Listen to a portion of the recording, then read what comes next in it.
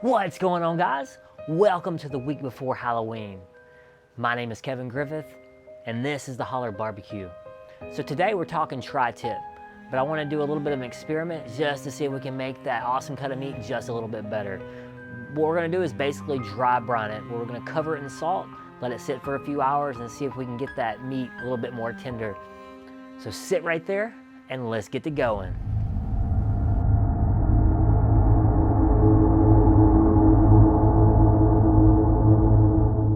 Hey, what's going on, guys? Welcome back to another video.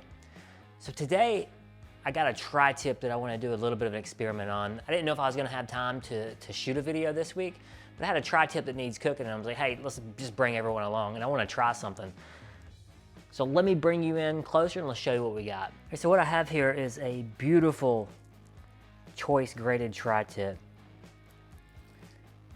See how good it looks? Now tri-tip is one of my favorite cuts of beef. But I want to try something to see if we can make it a little bit better. So what we're going to do is a dry brine here.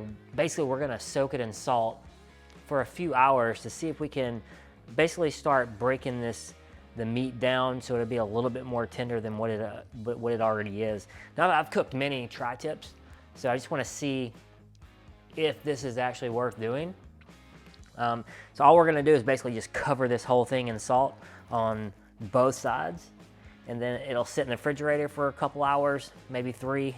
We'll have to see how long I have, and we'll rinse all that salt off, and then we'll check it out after it's cooked, see if it's a difference than what we normally do.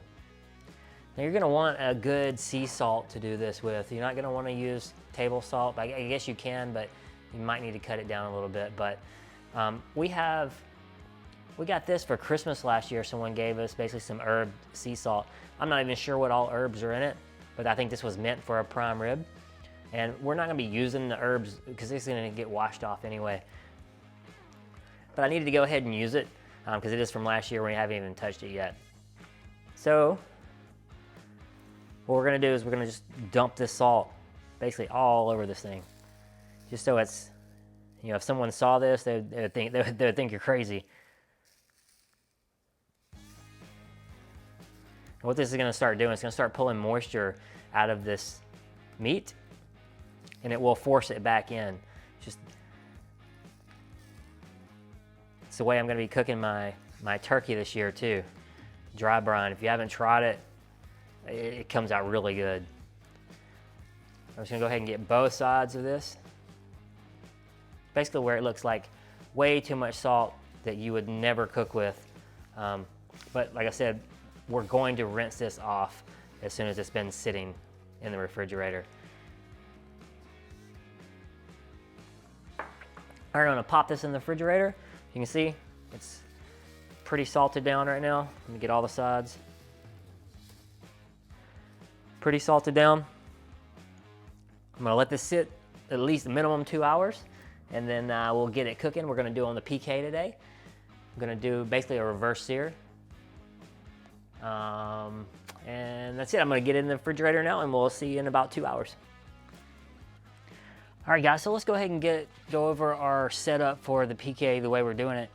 So I'm kind of running this thing a little bit like pit barrel, where we're doing it indirect cooked on this one, which just means our coals are on one side, we'll be cooking on the other side. And we got the PK set up more like a smoker. If you see, I have basically an old grill basket that I got turned upside down. That way they can give me a chamber to hold my charcoal in one good spot. I'm just taking my chimney, dropping a few coals in there, maybe around 25, 26 coals. I'm gonna go ahead and just get them lit up with this tumbleweed. Once those are screaming hot, I'm gonna go ahead and dump them on to the other coals where I have a piece of pecan wood. And then I don't let that go very long, maybe a minute, just to let the other coal start catching a little bit and get it shut up. On the PK, we got 4 vents, 2 on top, 2 on bottom. So when you got this thing set up for smoking, basically the one directly under your fire, you're gonna wanna have open. The one above fire is gonna be closed. And on the opposite side, everything's gonna be opposite. So the one above your meat is gonna be open, and the one below is gonna be closed. Then I just got the grill grates back in, along with the regular grill grate. And I'm actually gonna flip it upside down this time, and we're gonna actually sear it so so when we sear, we actually get that flat surface. I actually got a question, do I like the grill grates? And how well do they do for searing? Because this person said that they like to have a lot more sear than just the lines like we did in the last steak video. So that's why I'm gonna try it out with the flat one this time.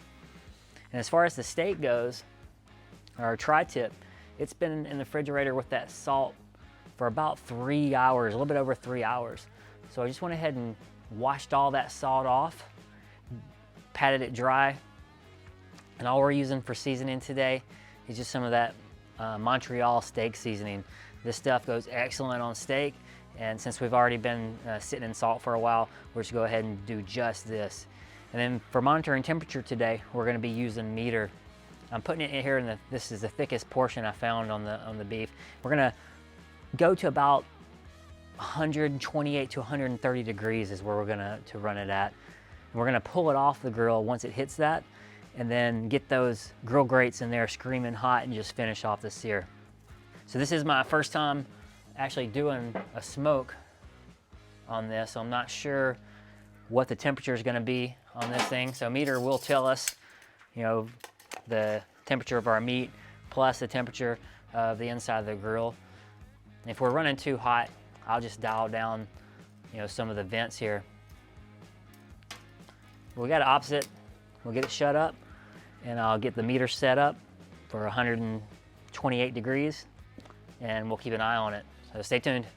All right, we've been cooking right at 30 minutes now.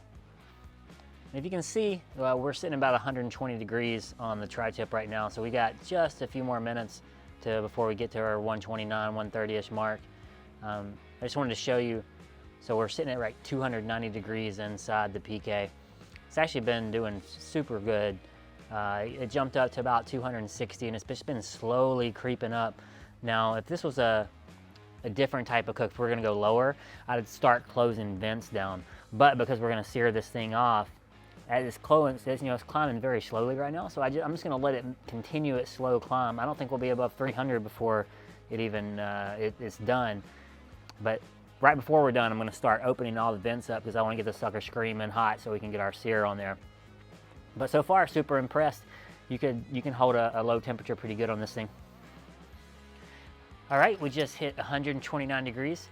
So I just opened all these vents up so that we can start getting this thing, you know, as hot as possible. I'm gonna get this off here and just let it rest right now.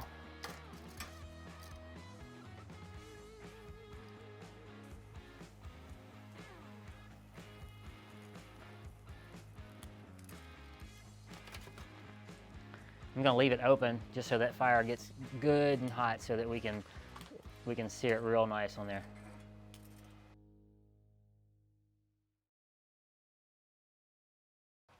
All right, these grates are good and hot right now.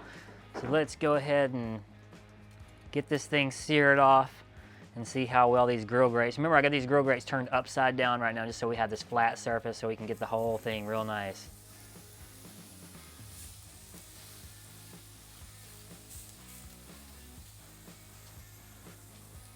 Now, I'm not worried about closing it up or anything. We're just gonna let it go like that for about a minute. All right, so I actually decided to go 2 minutes on that side. Let's go ahead and get it flipped over now.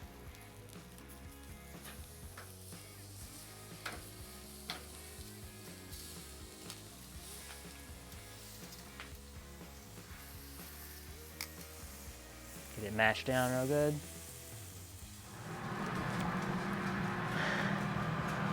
All right, guys, so our tri-tip's all cooked up right now, ready to cut into. Now, I've cooked many tri-tips already on this channel, but this was, we just wanted to check out that, you know, that salt, see if that does anything to it, if it's any different than any of the other ones I got. So let's go ahead and cut into this thing. I'm gonna cut it long ways real quick with the grain, and then we'll start slicing it against the grain here in a second.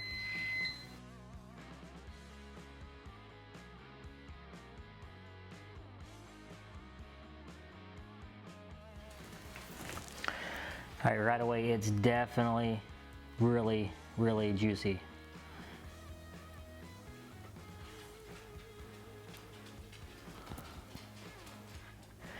Get to going on some of these ones.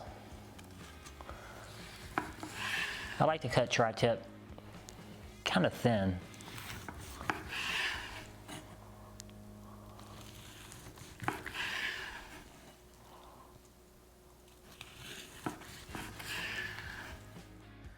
So let me get a piece out of here and let's go ahead and try this. It does definitely feel different than a regular tri-tip as far as pulling it apart.